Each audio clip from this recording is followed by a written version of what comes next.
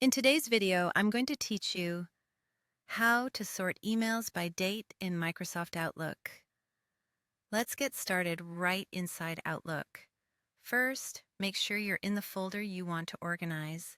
That could be your inbox, sent items, or any other mail folder you use regularly. The sorting you choose applies to the folder you're viewing, so it's helpful to start in the one you care about most right now.